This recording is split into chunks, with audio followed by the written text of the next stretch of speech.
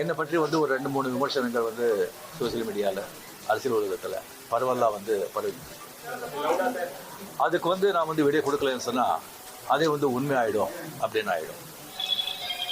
நான் வந்து நேற்று பெங்களூர் போகும்போது நீங்கள்லாம் இங்கே வந்திருப்பீங்க, ஏர்போர்ட்டில் யாரோ வந்திருப்பீங்க, அங்கே வந்து நீங்கள் கேள்வி கேட்பீங்க, அதை விடை கொடுத்துலாங்க இருந்து, அப்போ நீங்கள் யாரும் அங்கே இல்லை. அதுக்கு அப்படியே பெங்களூர்லேருந்து திரும்பி வரும்போது கூட அங்கே மீடியா யாருமே இல்லை. அதுக்கப்புறம் 18th வந்து கேரளா வந்து ஷூட்டிங் இருந்தது சொல்லியிருந்தாங்க.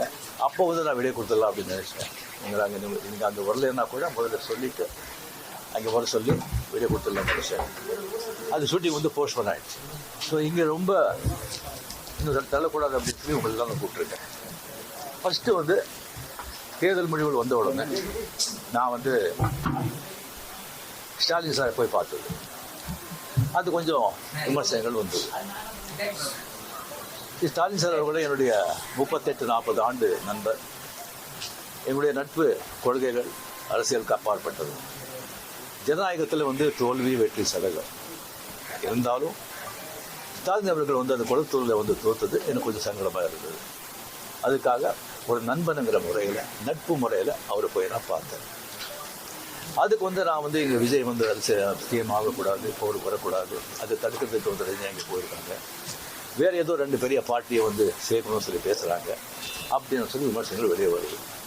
அந்த சூழ்நிலையில் அதெல்லாம் பேச முடியும். அப்படி பேச ஒரு தரங்கெட்ட ஆள் ரஜினிகாந்த் இல்லை. அது வந்து தெளிவுபடுத்தினார். 2வது வந்து நான் அவர் வந்து வாழ்த்து சொல்லலை, ஏர்போர்ட் போகும்போது வாழ்த்து சொல்லலை. அவர் ஜெயிச்ச உடனே எக்ஸ் தளத்தில் வந்து என்னுடைய வாழ்த்துக்களை தான் வந்து அவருக்கு வந்து பதிவிட்டார். நான் 2016 அரசியல் வர்றேன்னு சொன்ன பிறகு நான் ஏர்போர்ட்டுக்கு போகும்போது யூஸ்வலாக அங்கே இருக்கிறவங்க அந்த போர்டிங் கார்டு வாங்கிட்டு இருப்பாங்க. அவங்களுக்கு கேட்குறது தான் வழக்கம், மீடியா யாராவது இருப்பாங்களா அப்படின்னு. அதே இதில் வந்து மீடியா யாராவது இருப்பாங்களான்னு கேட்டு பெங்களூர் போகும்போது மீடியா யாரும் இல்லைன்னு சொன்னாங்க. சரிங்க சொல்லி நான் போயிட்டு இருக்கும்போது திடீர்னு ஒருத்தர் ஒரு மீடியா ஆள் மாதிரி தெரியல எனக்கு. ஒரு சின்ன ஃபோன் வச்சுக்கிட்டு விஜய் ஒரு முதலமைச்சர் இருக்காரு அப்படின்னு சொன்னேன். நான் என்ன செகண்ட் ஷாக், அது மீடியா மாதிரியே தெரியல எனக்கு. ஃபோன் வச்சுக்கிட்டு அப்படியே பார்த்து சிரிச்சு நான் போயிட்டேன். அதுக்கு வந்து வாழ்த்துக்கள் சொல்லுங்க அப்படின்னு சொல்லி அதுக்கு ஒரு விமர்சனம். இன்னொன்று வந்து விஜய் மேலே எனக்கு பொறாமை. நான் அரசியல் வந்து இல்லை, அரசியல் நான் இல்லைன்னு சொல்லி விலகி ஆச்சு. அரசியல் நான் இல்லாத போது அவர் மேலே எனக்கு ஏன் பொறாமை? ஒருவேளை கமல்ஹாசன் ஏதாவது முதலமைச்சர் தான் எனக்கு பொறாமை வந்திருக்குமோ என்னமோ தெரியாது. அப்போ கூட வந்திருக்காது. கிடைக்காது, கிடைக்காம இருக்காது, கிடைக்காம இருக்கிறது கிடைக்காது. ஸோ இன்னொன்று வந்து எனக்கும் விஜய்க்கு வந்து எனக்கும் விஜய்க்கு வந்து ஒரு ஜெனரேஷன் கேப், கிட்டத்தட்ட 25 இயர்ஸ் டிஃப்ரென்ஸ். நான் முதலே சொல்லியிருக்கேன். நான் வந்து விஜய் வந்து நான் இதை கம்பேர் பண்ணிக்கிட்டா அது எனக்கு நல்லது இல்லை, கெட்ட பேர். விஜய் என்ன பற்றி கம்பேர் பண்ணிட்டா அவருக்கு நல்லது. சின்ன வயசுலேருந்து அவர் பார்த்துட்டு இருக்காரு. அவர் சிஎம் ஆனதில் எனக்கு என்ன போகிறான்? அது இவ்வளோ சின்ன வயசுல 52 வயசில் எம்ஜிஆர் என்டிஆர் சாதனை பண்ணுறதை விட அதை விட ஜாஸ்தி. கம்ப்ளீட்டாக சென்டர் பிஜேபி எவ்வளோ பெரிய பவர்ஃபுல் சென்டர். இங்கே 2 பெரிய கட்சிகளை எதிர்த்து தனி ஆளை வந்து ஜெயிச்சிருக்காங்க. அது நம்ம சினிமா இண்டஸ்ட்ரியில் இருக்கு. எனக்கு அது பொறாமை இல்லை, ஒரு ஆச்சரியம் கலந்த ஒரு சந்தோஷம். அடையா அப்ரிஷியேஷன், சூப்பர். ஸோ அந்த பொறாமையும் இல்லை. இவர்களுக்கு வந்து நிறைய எதிர்பார்ப்புகள் இருக்குது எங்கள் மத்தியில். டெஃபினட்டாக அந்த எதிர்பார்ப்பெல்லாம் அவரை சந்தித்து மக்கள் நல்லது செய்வாங்கன்ற நம்பிக்கை எனக்கு இருக்குது. அவருக்கு அதிக வாழ்த்துக்கள். ஓகே. திமுகவையும் அதிமுகவையும் நீங்கள் ஒரு பேச்சுவார்த்தை செய்து இணைந்து எடப்பாடி முதலமைச்சராக முயற்சியில் நீங்கள் எதிர்க்கிறீர்களா? சொல்லியாச்சு. உங்க ரசிகர்கள் என்ன சொல்றாங்கன்னா, நீங்க கட்சி ஆரம்பிச்சா நீங்க சிஎம் ஆகிக்கலாம், கால சூழ்நிலை ஆகலன்னு ஒரு வருத்தப்படுறாங்க. சில பேர் சொல்றாங்க. நான் வந்து ஏன் அரசியலுக்கு நான் வரலை சொல்லி ஒரு 3 பேஜுக்கு வந்து கம்ப்ளீட்டாக அறிக்கை வந்து எதுக்கு என்ன ஆச்சுன்னு சொல்லி கிளியராக நான் சொல்லியிருக்கேன். அது தெரிஞ்ச பிறகு அவங்க சொல்கிறாங்கன்னு சொன்னாங்க. அந்த ஆத்தங்கம் இருக்கும், இல்லை சொல்ல வரல. அது தெரிஞ்ச பிறகும் ஏன் வரலன்னு சொன்னாங்கன்னா எனக்கு வந்து ஒன்றும் சொல்ல தெரியல. இனிமேல் உங்கள் ரசிகர்களை கட்டமைக்கிறதுல என்ன மாதிரி இருக்கும்?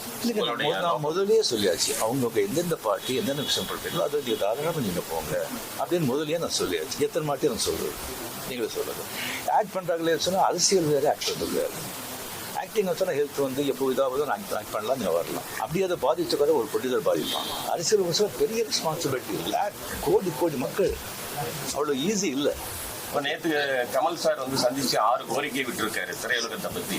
நீங்க வந்து சிஎம் சந்திச்சு திரையுலக பத்தின கோரிக்கைகள் ஏதாவது முன்வைக்கிறதுக்கு ஐடியா இருக்கா? இல்லைங்க, இப்போ அது சினிமா இண்டஸ்ட்ரியிலேருந்து நடிகர் சங்கமும் போயாச்சு, ப்ரொடியூசர் கவுன்சில் பார்க்க போகிறாங்க, கமலும் போயாச்சு. மறுபடியும் வந்து சும்மா சம்பிரதாயமான போய் பார்க்கறது எனக்கு பிடிக்காது. முதல் முறையா ஆட்சிக்கு வந்திருக்கக்கூடிய விஜய் அவர்களுக்கு உங்களுடைய அறிவுரை ஆலோசனை என்ன? எதிர்பார்ப்பும் ரொம்ப ஜாஸ்தியாக இருக்குங்க. டிஃப்ரெண்டாக புதுசு எல்லாமே நம்பிக்கை எனக்கு இருக்கு. பட் ஒன்று, மக்கள் நம்ம வந்துட்டு ஒரு 2 வருஷம் அவரை விட்டுருணும், 2 வருஷம் விட்டுருணும். இன்னொன்று வந்து அவருடைய தொண்டர்களாகட்டும், ரசிகர்களாகட்டும் ஜாகிரதையாக வந்து நடந்துக்கணும். இந்த சென்ஸ் அவர் என்ன தப்பு பண்ணால் கூட அது ஸ்ட்ரைட்டாக விஜய்க்கு தான் பாதிக்கும் அப்படிங்கிறத அவங்க மனசில் வச்சுக்கணும். Okay. After 60 years, non-Dravidian party has வந்திருக்காங்க. ஒரு திராவிட கட்சி இல்லாத ஒரு கட்சி வந்து தமிழகத்தில் ஆடுறாங்க. இது என்ன மாதிரியான இம்பாக்ட் கிரியேட் பண்ணணும்? சரிங்க, ஒரு 60 ஆண்டுகள் பார்த்துட்டாங்க. ஒரு மாற்றம் தேவை. அந்த மாற்றத்தை கரெக்டாக வந்து விஜய் வந்தார். அது வரும்போது கம்ப்ளீட்டாக சினிமா புகழ் 100% சினிமா புகழ் வந்து அவ்வளோ வந்து ஒரு கை கொடுத்துருக்கு. இளைஞர்கள், லேடிஸு அண்ட் சோஷியல் மீடியா அது நல்ல ஒரு ஓகே.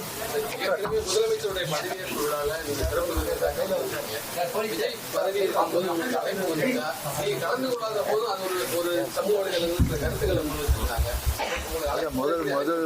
முதலமைச்சர் அந்த ஏற்போட ஸ்வீரிங்கனை இன்டர்நெட் எதில் கலந்துருக்கேன் நான் பழைய எதுலேயும் கிடையாது. சிறப்பு உங்களுக்கு அழைப்பு வந்துருக்கு.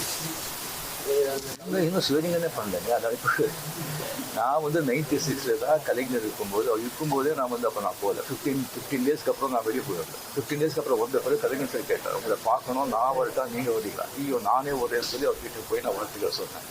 அப்படி நேரடியாக இந்த மக்கள் வந்து மாற்றம் வேணுன்றதை இந்த தேர்தல் மூலியமா உணர்த்திருக்காங்க. 2001 நீங்க தேர்தல் கட்சி வச்சிருந்தா வெற்றி பெற்றுக்கலாம் என்ற ஒரு சொல்லப்படுகிறது. அது வந்து தவறு விட்டுமோன்னு நினைக்கிறீங்களா? இது 100% வெற்றி பெற்றுருக்காங்க. அது டவுட்டே கிடையாது. பட் ஆனால் அந்த பஸ் மிஸ் பண்ணிட்டீங்கன்னு நினைக்கிறீங்களா? வெரி கொஸ்டின் சார், இந்தியா லெவலில் இருக்கக்கூடிய பிஜேபி தமிழ்நாட்டில் மட்டும் ஏன் ஒரு சீட் வருது? என்ன காரணம் சார்? சார் நான் அதுக்கெல்லாம் நான் okay. Thank you very much. My hearty congratulations to Vijay. Definitely a lot of expectation is there from people. Definitely, I hope, I wish he will fulfill that. Thank you.